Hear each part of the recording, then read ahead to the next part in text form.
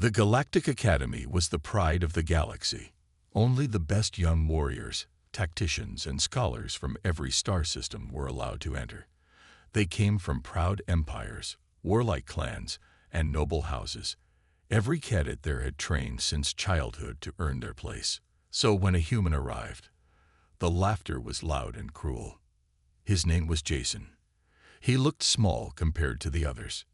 No claws, no scales, no wings, no glowing eyes. He didn't wear armor or show off muscles. His uniform was plain. His face was calm. To the others, he looked like a joke, soft and weak. A few thought maybe he was some kind of pet or assistant. When they learned he was a cadet like them, the joke started right away. Did Earth send a child? One alien laughed. Is he here to clean the floors? Said another. Jason heard it all. He didn't smile. He didn't frown. He just looked at them, nodded once, and sat quietly in the back of the class. Some thought maybe he didn't understand their language. But he understood every word. He just didn't care. In the first week, the new cadets were tested on basic combat skills. Each student had to face off in a mock duel. No real weapons, just padded sticks and training gear. When Jason's name was called, the room chuckled again. He was matched against a strong fighter from the war world of Torkin, a tall alien with 4 arms and stone-like skin. Try not to cry, little earthling, the Torkin said, stepping into the ring. Jason didn't answer. The instructor gave the signal. The Torkin charged forward, swinging with all 4 arms. The first hit landed hard on Jason's shoulder. He stumbled slightly but didn't fall. The Torkin grinned. That's one for me. Jason raised his eyes, calm and cold. That was your free shot, he said softly. Before the alien could react, Jason moved. Fast. Faster than anyone in the room expected. He ducked under one arm, twisted around another, and struck the Torkin in the side of the leg. The bigger cadet growled and turned, only to be hit again. And again. In seconds, Jason had landed 6 clean blows. The final strike knocked the Torkin off his feet. The room went silent. The instructor blinked. Match over, he said, stunned. Jason stepped back, bowed slightly, and walked away. No celebration, no smile, just quiet. That night, the mood in the academy changed. Whispers followed Jason in the halls. Some said he had enhanced reflexes. Others thought maybe Earth trained its children in secret. But no one really knew. The only person who understood Jason was Jason himself. During mealtime, he sat alone. He didn't start fights. He didn't join groups. He read old books on war history. He watched recordings of old battles. When others trained in the gym, he trained longer. When they stopped, he kept going. One curious cadet tried to talk to him. You really beat a Torkin in single combat? The alien asked. Jason nodded. It was just practice. But how? You're smaller. Jason didn't look up. You all train to win. I train to survive. That answer made the alien pause. It wasn't said with pride. It was said like a fact, like something learned through pain. Later that week, the same cadet watched Jason during obstacle training. He didn't just climb. He moved like a shadow. Quiet. Focused, always 3 steps ahead. He never showed off, but he never failed. Some of the aliens started to wonder if this was how a human student acted. What was Earth like? But others weren't ready to respect him. One group of cadets planned a prank. They placed a small gravity trap in his room to knock him down when he walked in. Jason entered, paused, and didn't step forward. He tilted his head, stared at the floor, and then stepped back out. The trap snapped shut. Empty. The next morning, he left a note on their table. Try harder. The aliens didn't know whether to laugh or worry. By the end of the first month, Jason was no longer a joke. He wasn't a friend either. He was a question, a mystery, a silent warning in the middle of their elite academy. Most of the other cadets had something to prove. Jason didn't. He wasn't trying to be better than them. He was just being who he already was. And that scared them more than they would ever admit. After that first fight, no one laughed at Jason anymore. The Galactic Academy had seen many strange cadets, but none like him. Some still believed it was just luck. Others thought maybe he had been trained in secret.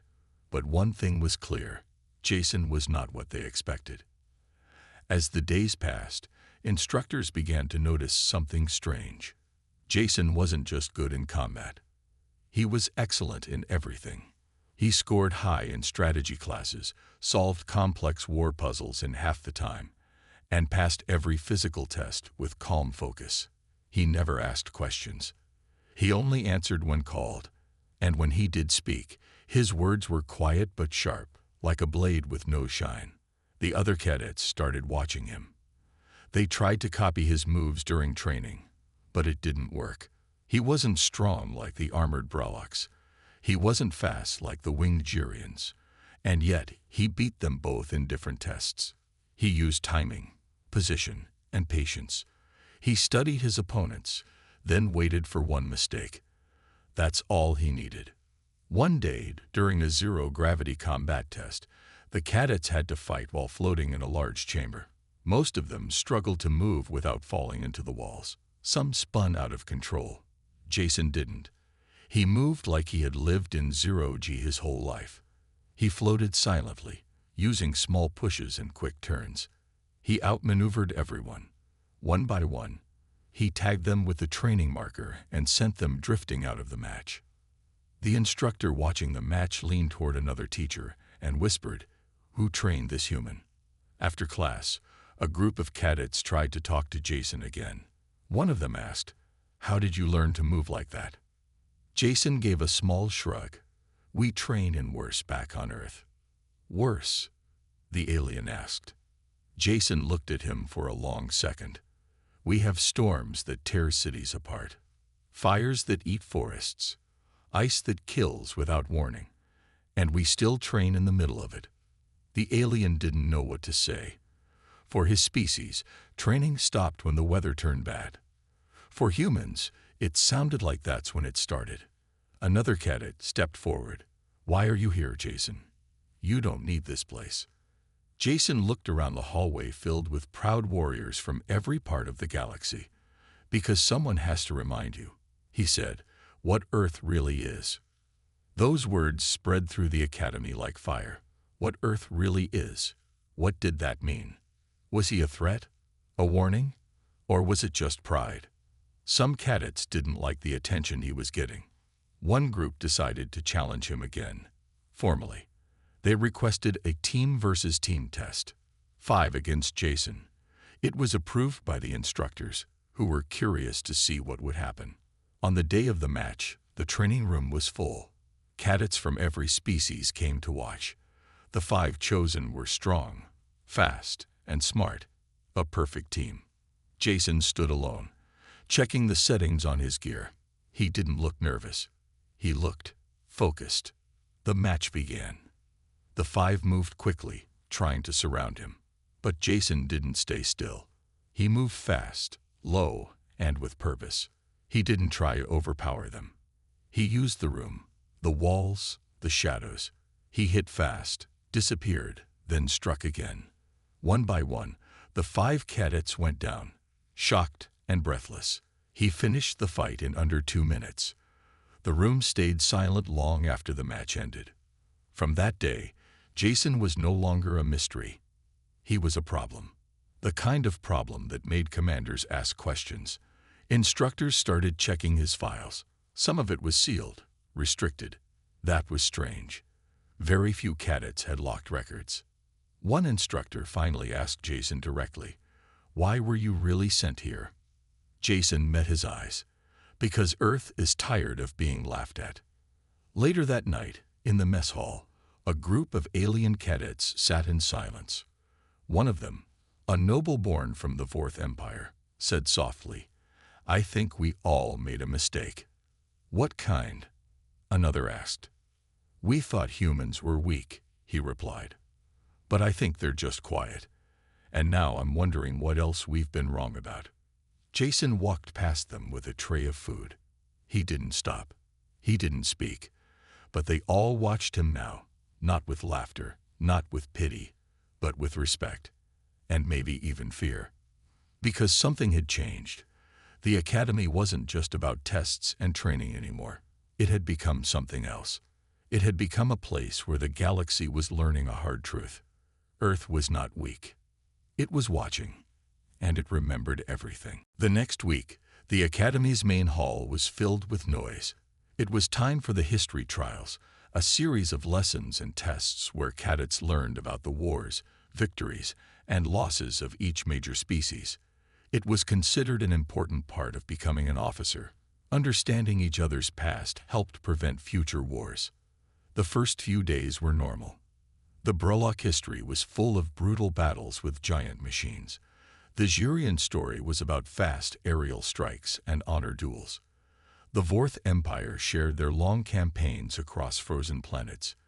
Each species took turns standing proudly, showing off their victories and strength. Then came Earth's turn. At first, the room was excited. Some still thought humans were new and harmless.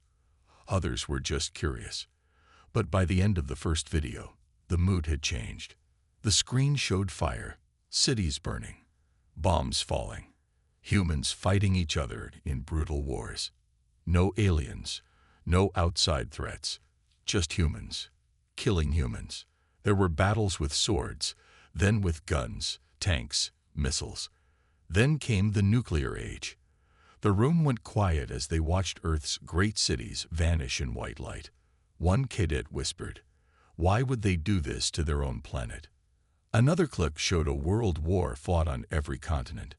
Soldiers crawling through mud, starving, freezing, dying. The humans didn't stop. They kept fighting. Then the history moved forward. Space travel, new wars, colonies rebelling, AI uprisings, pirate fleets. One battle showed humans using ships so damaged they should have fallen apart, but they still won. The instructor paused the video. "This is Earth's history," he said. "Thousands of years of conflict, and somehow they survived. They even thrived." A Jurian cadet stood up. "But why? Why so much war?" Jason didn't raise his hand, but the instructor looked straight at him. "Cadet Jason, would you like to explain?" Jason stood slowly. His voice was calm. "We didn't fight because we liked it," he said. "We fought because we had to. Earth was never kind. It froze us, burned us, starved us. And still, we built homes. Then others came to take them. So we fought back." He looked around the room. "Then we fought each other, for land, power, freedom, revenge. It was horrible. But we learned. We got smarter, stronger. And now we don't fight because we want to destroy. We fight so we don't have to kneel." The room stayed silent. An older cadet said, "But Earth is peaceful now, isn't it?" Jason gave a small nod. "Mostly. But peace is a choice. We're ready to make the other choice if we must." The instructor resumed the lesson, but no one really focused. The images of Earth's wars stayed in their minds. Some cadets couldn't sleep that night. They had mocked Jason, called him weak. Now they weren't sure if Earth was the most dangerous species they'd ever met. Later that week, a group of cadets met in the mess hall. They spoke in low voices. "They fight like they don't fear death," one said. "They adapt too fast," another added. "They don't give up." Jason walked by them again. As usual, he was alone, quiet, reading a book. But this time, no one whispered behind his back. One alien commander, who had served in real battles, asked a fellow officer, "Did we make a mistake letting Earth into the academy?" The officer shook his head. "No, but we made a mistake thinking they came here to learn from us." "What then?" "They came here to remind us what survival really looks like." That night, Jason sat in his room and stared at the stars outside his window. He didn't care about the respect or fear. He hadn't come to scare them. He came because Earth was tired of being left behind, tired of being seen as weak. The galaxy needed to know. Humans didn't rise by luck. They rose by surviving everything their world threw at them. And if the galaxy ever forgot that, well, Jason was here to remind them. With every word, every test, and every step, he was becoming something more than a cadet. He was becoming Earth's warning. The survival test was one of the hardest trials at the Galactic Academy. Every cadet was dropped on a wild, dangerous planet with only basic supplies. No teams, no help, no contact. Just one rule: survive for 7 days. Many cadets feared it. It wasn't just about skill. It was about pain, hunger, cold, and fear. You had to stay alive while the planet tried to kill you. Some cadets quit before it even started. Others trained for months to prepare. Jason said nothing when the test was announced. He just packed quietly. When the dropships launched, each cadet was sent to a different part of the planet. The surface was rough: sharp rocks, thick forests, deep rivers, and strange creatures that hunted anything that moved. The planet's name was Vardos 9. No one lived there. No one could live there. It was used only for this test. The first day, most cadets struggled. They set up shelters, tried to find food, and avoided predators. Some got injured. A few sent up distress flares and were pulled out. The instructors watched everything from orbit, taking notes, tracking heartbeats, logging failures. Jason landed in a dark valley with cold winds and no sunlight. His shelter was simple. His fire was small, but his eyes were calm. He moved like he had done this before. He didn't panic. He didn't rush. He studied the land. On the second day, a flying beast attacked his camp. Jason waited in silence, then used a broken tree branch and a sharpened rock to drive it away. He didn't waste energy chasing it. He just kept working. He used vines to set traps, made water filters from dirt and cloth, and cooked strange roots over his fire. The instructors were surprised. He had built one of the safest camps on the entire planet, and he had done it alone, with no high-tech tools. By the third day, other cadets were beginning to suffer. Some were cold. Some were hungry. A few were hurt and trying to keep moving. One cadet, a young Bralock, had fallen into a pit and broken his leg. He tried to crawl out, but the pain was too much. He was ready to send the distress signal until someone appeared above the pit. It was Jason. The Bralock's eyes widened. "Why are you here?" Jason didn't answer. He just climbed down, pulled the cadet out, and helped build a splint for his leg. "You'll fail the test," the Bralock said, breathing hard. "You helped me." Jason looked at the trees. "Then I'll fail."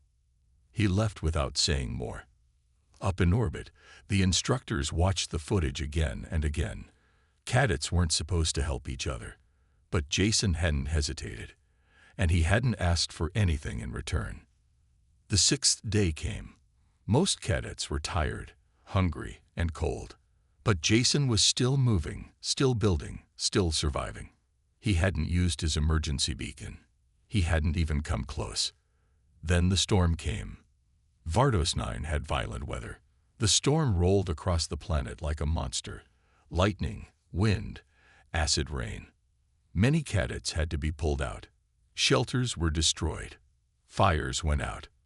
But in the valley, Jason had already dug a trench. He had used rocks to cover his shelter. He stayed low, protected, calm. The storm passed. He was still there. On the 7th day, the dropships returned. Jason walked calmly to the pickup zone. His clothes were torn. His face was dirty, but his eyes were still steady. The instructors didn't say a word. They just watched. Later, in the Academy Hall, results were posted. Out of 200 cadets, 87 had failed the survival test. Jason's name was at the top of the pass list. A group of cadets approached him. "You helped that Bralock," one said. "Why?" Jason shrugged. "Because he needed help. You could have failed.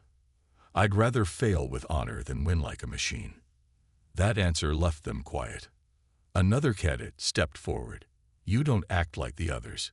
You don't brag. You don't show off. So what are you? Jason looked him in the eye. I'm human. Then he walked away. From that day, everything changed. Jason wasn't just respected. He was watched, carefully, quietly. Even the instructors started discussing him in their meetings. One said, "He doesn't lead with fear. He leads by example." Another replied, "He's not trying to impress us. He's showing us who humans really are." The academy had trained the best in the galaxy for years, but now it was learning something new. Earth didn't just send a cadet. It sent a message. The academy was quiet the day the war games began.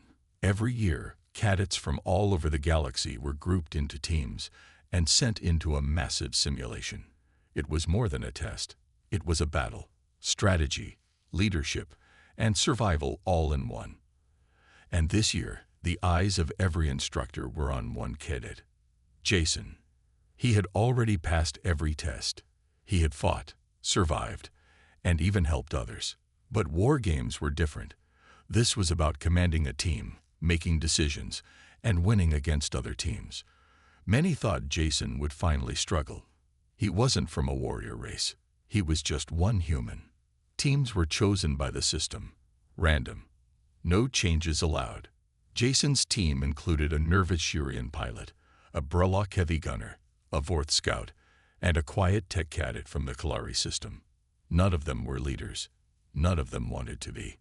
So they looked at Jason. He didn't ask to lead, but when no one else stepped up, he simply said, "Let's not try to be heroes. Let's just win smart." The war games began. The simulation was huge. Miles of fake terrain, mountains, rivers, bunkers, forests. All of it built inside a controlled dome. Each team had limited weapons, limited supplies, and one goal: eliminate the enemy teams and take the central base. Most cadets rushed in. They'd wanted glory, fast fights, explosions. Jason's team didn't. He took his squad into the forest and vanished. For the first few hours, their name didn't appear on the battle board. Other teams laughed. "The human must be hiding," one cadet joked. "Maybe Earth's tired already." But then the reports started coming in.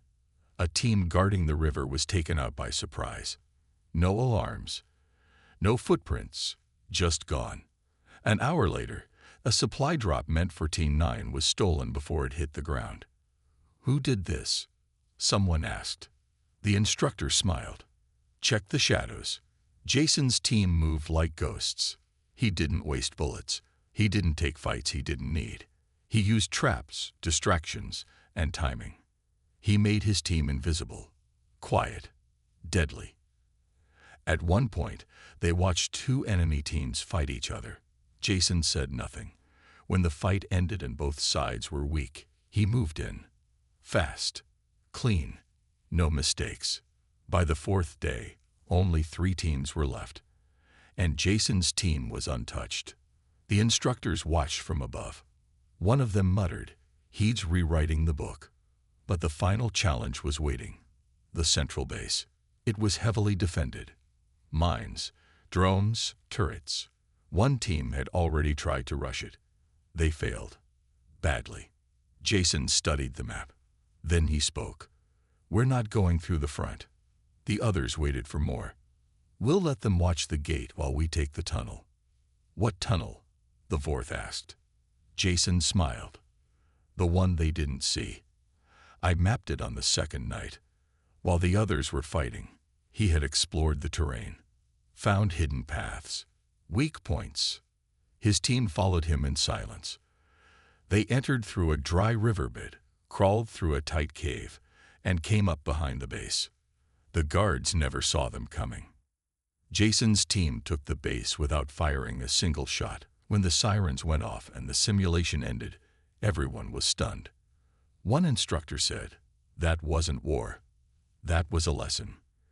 In the debrief, each cadet had to explain what their team did, what went wrong or right. When Jason was asked to speak, he simply said, "We didn't win by being stronger. We won by being smarter." A few laughed, but the instructors didn't. "Is that how humans fight?" one alien cadet asked later. Jason looked at him. "It's how we survive." Word spread quickly, not just through the academy, but through command centers, embassies, even military fleets. The name Jason was starting to mean something more. It meant quiet danger. It meant never underestimate Earth again. Later that night, Jason sat outside, watching the stars. The tech cadet from his team sat beside him. "You always knew we'd win," she said. "No," Jason replied. "I knew we could win if we stopped trying to prove something." She tilted her head. "What were you trying to prove?" Jason stared at the sky. "That we belong." And slowly, the galaxy was starting to agree. A few weeks passed after the War Games, but the Academy hadn't forgotten what Jason had done. He had passed every trial, survived every test, outsmarted every opponent. Now the instructors had only one test left, the diplomacy exam. Most cadets thought this would be the easiest part. No fighting, no survival, just words, talks, peacekeeping. But the test was known to break even the best, because in war, orders are clear. In diplomacy, everything is a game of patience, control, and trust. The cadets were placed into mock negotiations. Each group was given a fake crisis, a planet in dispute, a broken treaty, or a mining conflict. They had to find a peaceful solution. Fast. Jason was placed in a group with 4 other cadets from powerful species, one from the Vorth Empire, who believed strength won every argument, one from the Xurian clans, who spoke in riddles, a Brelok cadet who refused to back down, and a Kalari who thought emotions were weakness. Jason stayed quiet during the first round. He listened, watched. The others argued, loudly. "This planet belongs to us by law," the Vorth shouted. "You signed a treaty 2 cycles ago," the Xurian replied calmly. "No one enforces old treaties," the Brelok growled. Jason raised a hand. "What if we trade mining rights for orbital control?" They ignored him. He tried again. "We could build a joint station, share profits." The Kalari cut him off. "Humans always try to please everyone." Jason leaned back and stayed silent. He wasn't angry. He had seen this before. The talks broke down. The instructors noted every failure. The next day, the scenario got worse. A mock fleet had arrived in orbit. Time was running out. The cadets yelled louder, accusing each other of lying and cheating. That night, Jason stayed up late. He didn't study. He didn't rehearse speeches. He just looked through old Earth books, lessons from past diplomats, letters from soldiers who chose peace, and treaties signed during war. The final day came. One last meeting. The room was tense. The simulation timer ticked down. If they didn't solve the crisis, war would start. Jason stood before anyone spoke. "I won't give a speech," he said. "I'll give you a story." The others stared. "Earth had 2 superpowers," he began. "Both had weapons that could destroy the planet. They hated each other, fought in secret. Cold War, they called it." The cadets waited. But one day they talked. Not because they trusted each other, but because they didn't want their children to grow up in ashes. He looked at each of them. "We're different species. We think different. We fight different. But we all want the same thing in the end. Safety. A future. A home." He walked to the center of the room and placed his ID badge on the table. "This is my offer. I give up my vote. You 4 decide the future of the planet. Together." They were shocked. "No tricks?" asked the Kalari. "No threats?" asked the Brelok. Jason shook his head. "Just trust." The room fell quiet. Then, slowly, the others began to speak, not as enemies, but as problem solvers. They didn't shout. They listened. They made offers. They found a deal. The dispute was resolved just as the timer hit 0. Later, the instructors reviewed the footage. One of them said, "He passed the test the moment he gave up control." Another nodded. "He turned a battle of egos into an act of unity." The story spread again. Jason had fought like a warrior, survived like a scout, and now made peace like a true leader. In the next few days, high-ranking officers from across the galaxy visited the academy. They didn't come for the medals. They came to meet the human cadet who had changed everything. Some smiled, some frowned, but all of them knew one thing: Earth was no longer a joke. Jason stood alone on the academy balcony that evening, watching the stars. A few younger cadets passed by. They nodded with quiet respect. The Brlock cadet he had argued with during the test stepped beside him. "You confuse me," the Brlock said. Jason smiled slightly. "Good. You could have crushed us in war games, but you avoided the fight. You could have forced your way through the talks, but you gave up control. Why?" Jason looked at the stars. "Because real strength isn't about forcing others to listen. It's about making them want to." The Brlock grunted in thought, then nodded slowly. That night, the academy posted the final exam results. Jason's name was once again at the top. And across the galaxy, powerful species began updating their reports on Earth. Not as a minor planet, but as a rising force, one that could fight, survive, and lead. Quietly, Jason had become something the galaxy hadn't seen before, a human they could no longer ignore. "You said." The graduation hall was filled with noise, lights, and proud cheers. Hundreds of cadets from every corner of the galaxy had completed their training. They stood tall in their uniforms, wearing the symbol of the Galactic Academy on their shoulders. But one name kept echoing through the crowd: Jason, the human. He walked slowly down the long stage as the commandant called his name. Some cadets clapped politely. Others stood in full applause.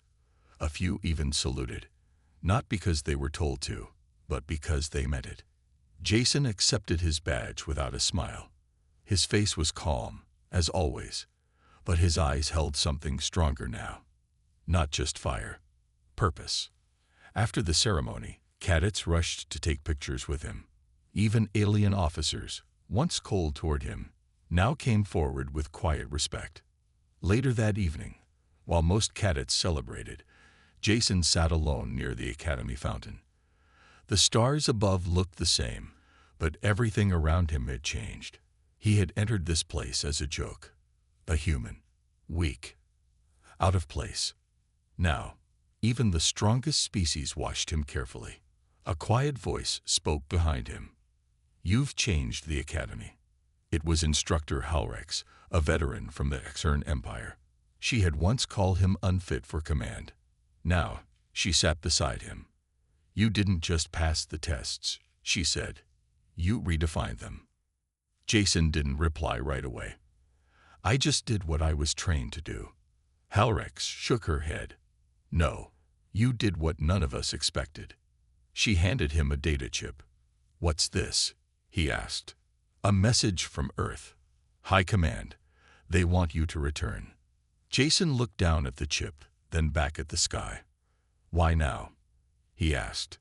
Halrex stood. "Because the galaxy is listening, and they want to know who speaks for Earth." The next day, Jason boarded a transport ship heading toward Earth's fleet base. As the stars rushed past, he thought about everything he had been through. The laughter, the trials, the tests, the near failures. At the fleet base, he was met by officers in dark uniforms with silver stars.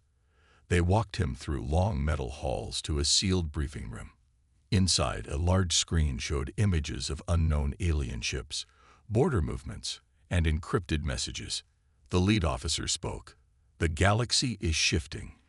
Old powers are watching Earth. Some see us as weak, others as a threat." Jason stood still.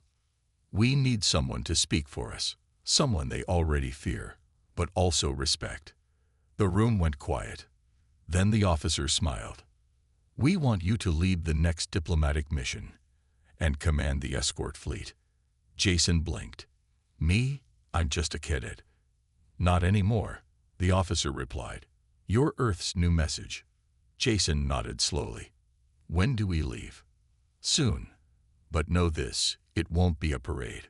Some will try to challenge you, test you, maybe even kill you." Jason met the officer's eyes. "Then let them try." A few days later, the new fleet launched into deep space. Jason stood on the command deck of the lead ship, TS Horizon. His uniform now carried the mark of an Earth envoy, but also a star earned only by those who had passed the academy with top honors. As they entered neutral space, messages poured in. Some were greetings, some were warnings. One message, from the Vorth Empire, simply said, "We remember the human." Jason gave a single order: hold course. The crew followed without question. In a nearby system, a small alien warship tried to block their path. Jason didn't fire. He sent a message, calm, firm, and clear. "This is Earth's fleet. We come in peace, but we do not turn back." The warship scanned the horizon, then moved aside. Silence followed, but the message had already been sent. Earth had arrived. Jason stood at the front window, watching the stars move slowly by. Once, they had laughed at the human cadet. Now, they watched him lead a fleet. Once, they had mocked Earth. Now, they called for peace before drawing their weapons. The Academy had tried to test him. The galaxy had tried to break him. But Jason didn't just survive. He rose, and in doing so, he reminded every world, every empire, and every commander: never underestimate humanity. Because even one human, standing alone, could change everything.